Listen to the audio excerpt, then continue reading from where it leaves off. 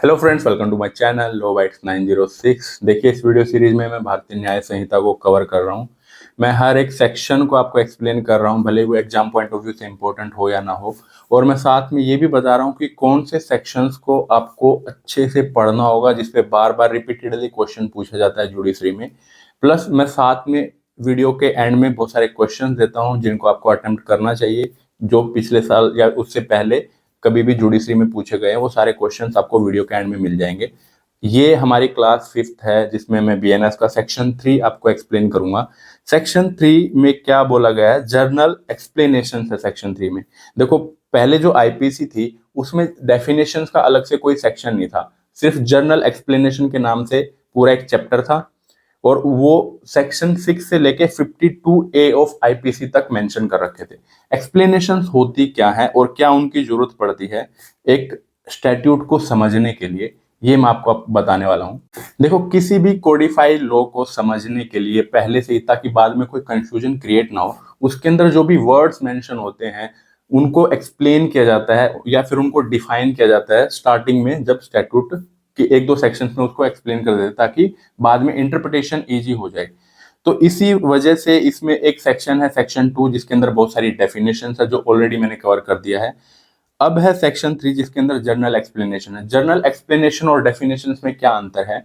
देखो, जब भी आपको जो लेजिस्लेटिव बॉडी है वो आपको जब कोई स्टैट्यूट समझाना चाहेगा, या तो डिफाइन करेगा या तो एक्सप्लेन करेगा कि मैंने ये क्या सोच के लिखा है ये सेक्शन, ठीक है। और उसके साथ में, और अगर कोई एग्जाम्पल देता है तो उसको हम बोलते हैं इलस्ट्रेशन। तो इलस्ट्रेशन और एक्सप्लेनेशन और डेफिनेशन सबका पर्पज एक ही है कि उसका राइटफुल इंटेंट, मतलब इंटेंट जो लेजिस्लेटिव का है, वो हमें पता चल जाए कि क्या सोच के उन्होंने वो सेक्शन को लिखा है और क्या क्या उसके एम्बिट में आने चाहिए। तो सेक्शन 3 के अंदर जर्नल एक्सप्लेनेशन सर, वो सारे के सारे थ्रू आउट द भारतीय न्याय संहिता हर एक प्रोविजन के लिए जर्नल है और वो सब पे एप्लीकेबल होंगे। तो पहला सेक्शन, इसके अंदर टोटल 9 सब सेक्शन हैं।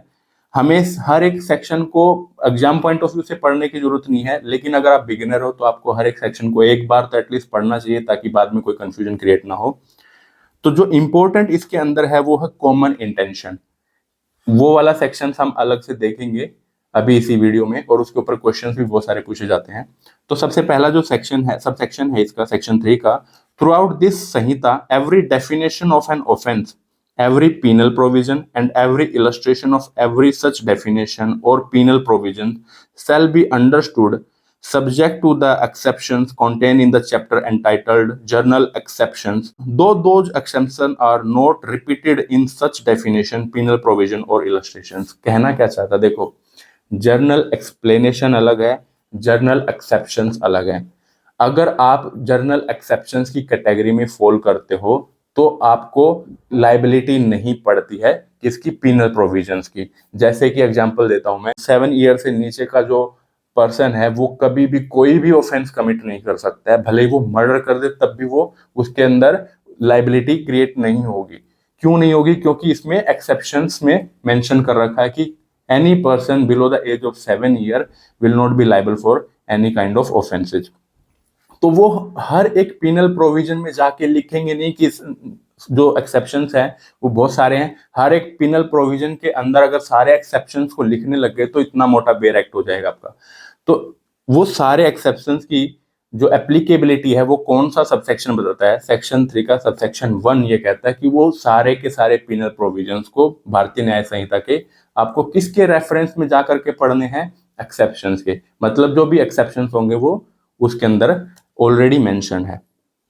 इसमें इलस्ट्रेशन भी दे रखी है। इलस्ट्रेशन ए है, section in this Samhita which contain definition of offences. जो भी सेक्शन जिसमें डेफिनेशन लिखी गई है ऑफेंस की, do not express that a child under 7 years of age cannot commit such offence, but the definition are to be understood subject to the journal exceptions which provides that nothing shall be an offense which is done by a child under 7 years of age. वो murder की definition में ये लिखेंगे नहीं कि accept, वो 7 year वाला close नहीं डालेंगे। बार बार डालेंगे तो बहुत मोटा बेयर एक्ट हो जाएगा। इसीलिए यहीं से एप्लीकेबिलिटी क्रिएट कर दी किसकी, जर्नल एक्सेप्शंस की, कि आपको हर एक ऑफेंस की जो डेफिनेशन होगी उसको इस रेफरेंस में लेके पढ़ना है। कौन से रेफरेंस में? जर्नल एक्सेप्शंस का जो चैप्टर है उसके रेफरेंस में। आई होप आपको ये समझ में आया होगा। इसकी इलस्ट्रेशन बी भी है। इलस्ट्रेशन बी में बोला है A police officer without warrant apprehend Z who has committed murder here A is not guilty of the offence of wrongful confinement. देखो एक ऑफेंस होता है रॉन्गफुल कन्फाइनमेंट, जिसको आपने सपोज करो एक पर्सन को किसी आपने क्या कर दिया, एक रूम के अंदर बंद कर दिया, तो वो क्या हो गया, एक रॉन्गफुल कन्फाइन कर दिया आपने। लेकिन एक पुलिस ऑफिसर को भले ही बिना वारंट के किसी को अरेस्ट कर लिया उसने और रॉन्गफुली कन्फाइंड कर लिया, क्योंकि वो एक्सेप्शन के अंदर फॉल होता है तो उसकी कोई भी लाइबिलिटी नहीं बनेगी। ये थी इसकी इलस्ट्रेशन। सेकंड सब सेक्शन बोलता है every expression which is explained in any part of the Samhita is used in every part of this Samhita in conformity with the explanation. ये कहना चाहते हैं कि एक बार कोई वर्ड या कोई एक्सप्रेशन आपने समझा दिया एक बार कहीं पर भी संहिता में, अगर वो दूसरी जगह भी यूज किया गया है तो उसका सेम सेंस और सेम मीनिंग हमें ड्रॉ करना है। ठीक है। थर्ड है when property is in possession of a person spouse. देखो यहां से इस सबसेक्शन से क्वेश्चन बनने की संभावना बहुत ज्यादा है कि कब हम मानेंगे कि एक प्रॉपर्टी किसी की भी पर्सन की पोजेशन में है। इसमें पोजेशन जो है उसको एक थोड़ा वाइडर इंटरप्रिटेशन दिया है। कैसे? कि एक पर्सन की पोजेशन में तब भी मानी जाएगी प्रॉपर्टी जब वो उसकी स्पाउस की पोजेशन में हो या फिर उसके क्लर्क या सर्वेंट की पोजेशन में हो। ठीक है, तब भी हम क्या मान लेंगे कि वो आपकी ही पोजेशन में है। एग्जाम्पल से मैं समझाता हूँ आपको। सपोज करो कि आपकी एक 10 एकड़ लैंड है और वो आपकी वाइफ के नाम पे है, तो जब आप हमें ये देखना होगा कि प्रॉपर्टी किसके पोजेशन में है, तो हम इसको इस तरीके से ड्रॉ करके चलेंगे कि वो आपके ही पोजेशन में है या फिर आपके क्लर्क के नाम पे है। इसको क्यों ऐसे बोला गया है? क्योंकि जो भी करप्शन करते हैं वो या क्या करेंगे, अपने नाम पे तो कोई प्रॉपर्टी रजिस्टर करवाएंगे नहीं, या तो अपने सर्वेंट के नाम पे, क्लर्क के नाम पे या वाइफ के नाम पे रजिस्टर करवा देंगे। तो वहां पे उसकी लाइबिलिटी कैसे क्रिएट होगी? तो इसको एक वाइडर इंटरप्रिटेशन देने के लिए इस तरीके की एक्सप्रेशन को यूज किया गया है कि अगर आपके सर्वेंट के नाम पे भी कोई प्रॉपर्टी होगी तो वो हम ऐसा ही समझेंगे कि वो आपकी ही प्रॉपर्टी है।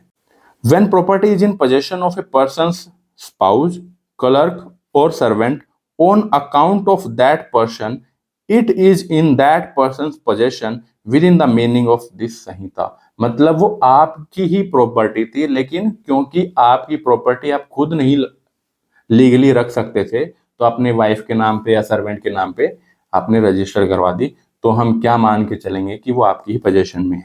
एक्सप्लेनेशन नंबर ए है इसमें, पर्सन एम्प्लॉयड टेम्परेरीली और on a particular occasion in the capacity of clerk और सर्वेंट इज ए क्लर्क और servant with in the meaning of this subsection. और इसको और थोड़ा सा वाइडर एम्पलीट्यूड देने के लिए क्या किया है कि अगर आपने टेम्परेरीली भी किसी को अपॉइंट किया है, मतलब एम्प्लॉय किया है अपने क्लर्क की तरह या फिर सर्वेंट की तरह, और उसकी भी पोजेशन में आपने कोई प्रॉपर्टी को करवाया है रजिस्टर, तो भी आपके नाम पे ही समझा जाएगा उसको। एक थोड़ा सा इसको वाइडर एम्पलीट्यूड दिया गया इस डेफिनेशन को।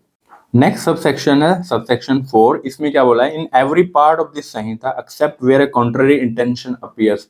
मतलब जब तक कि कॉन्ट्ररी प्रूव नहीं होगा तब तक क्या मानेंगे हम कि जो एक्ट डन है उसके अंदर इलीगल ओमिशन भी आएगा, मतलब एक्ट के अंदर इलीगल ओमिशन भी आएगा। ये इस एक्सप्लेनेशन का मतलब है।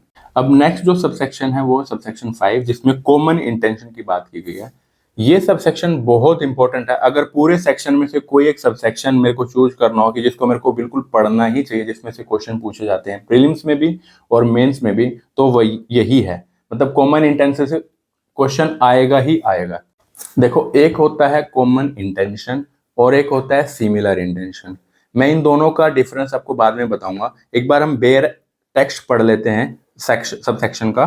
When a criminal act is done by several persons in furtherance of the common intention of all, each of such persons is liable for that act in the same manner as if it were done by him alone। कहने का मतलब क्या है कि आप लोगों ने अगर कॉमन इंटेंशन के चलते कोई क्रिमिनल एक्ट किया गया है तो सबको इस तरीके से ट्रीट किया जाएगा कि अलग अलग उन्होंने ये एक्ट किया गया है। ठीक है, देखो कॉमन इंटेंशन और सिमिलर इंटेंशन में डिफरेंस क्या है।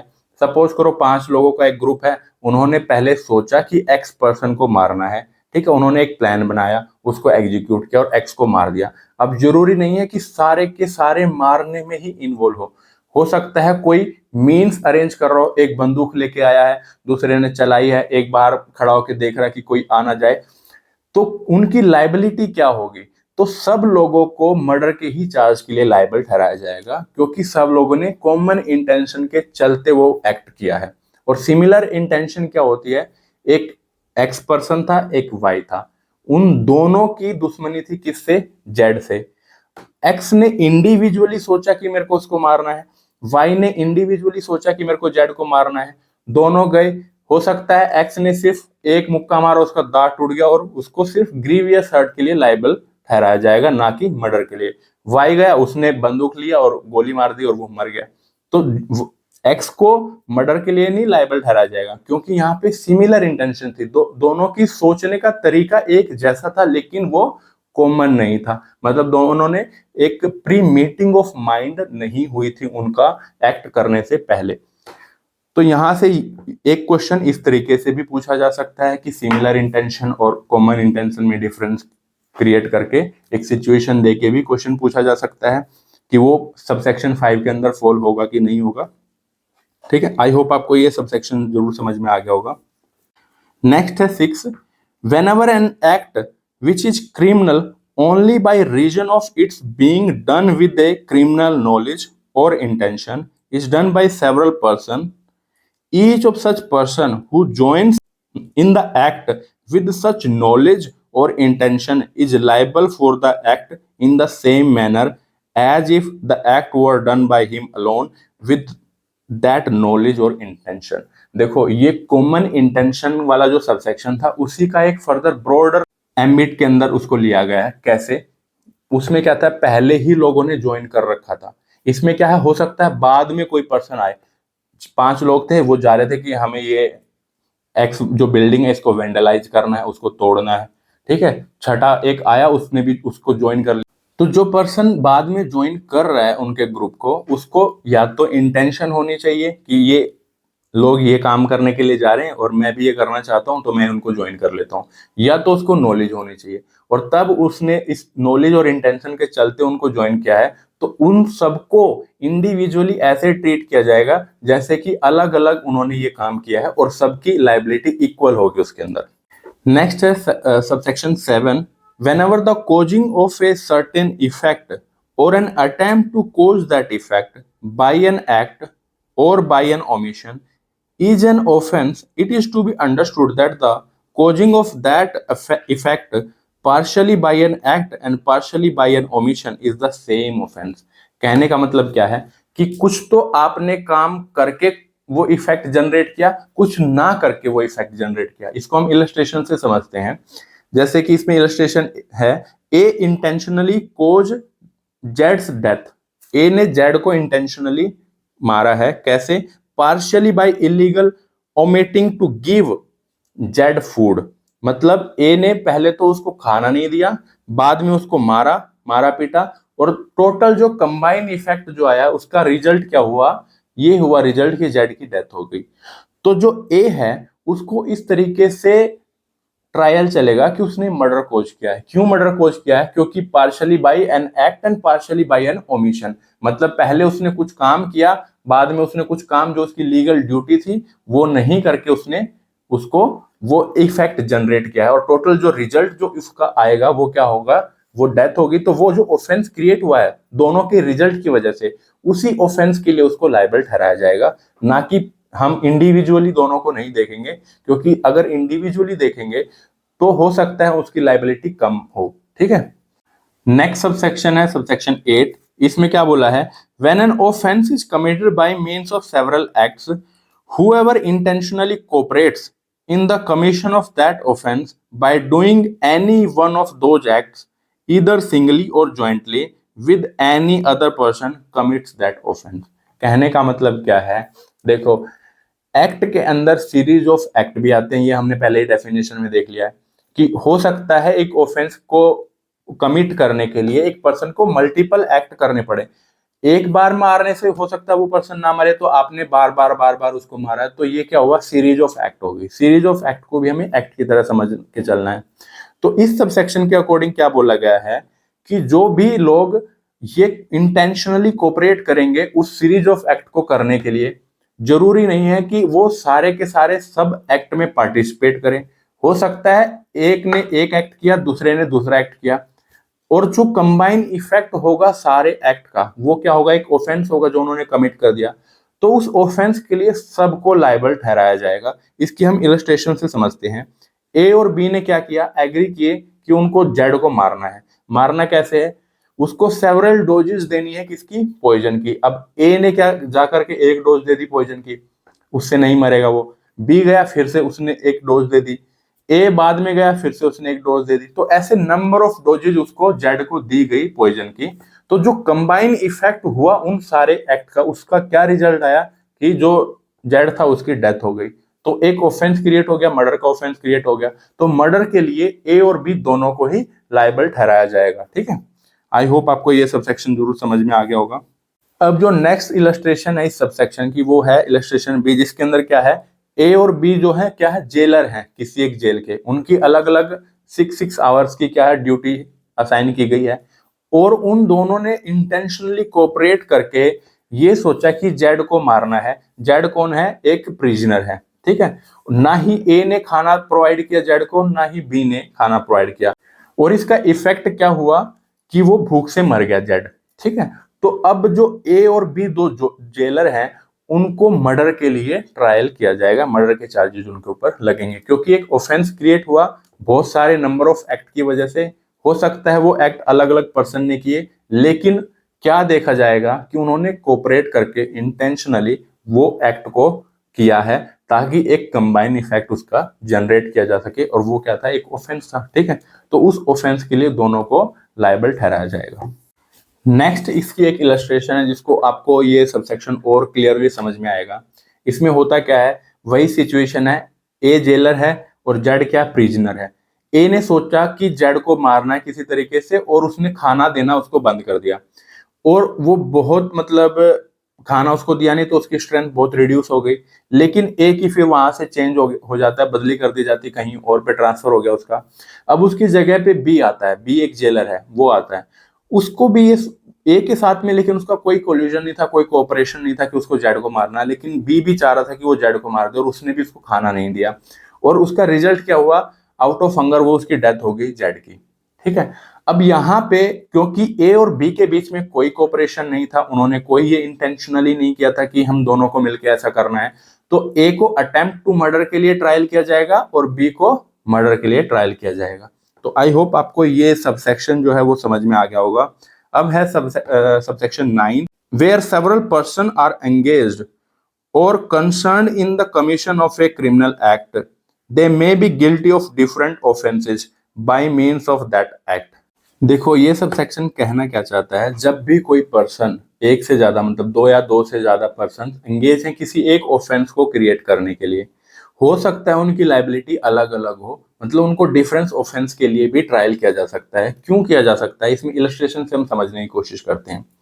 एक ए पर्सन है और एक बी है, और जेड की उनके साथ में कुछ दुश्मनी है। जेड ने क्या किया, ए को बहुत ज्यादा प्रवोक कर दिया, कि मतलब उसको गंदी गंदी गालियां दे दी या कुछ इस तरीके से बोला कि उसको सडनली ग्रेव प्रोवोकेशन हुआ, और ए ने जेड को मारा।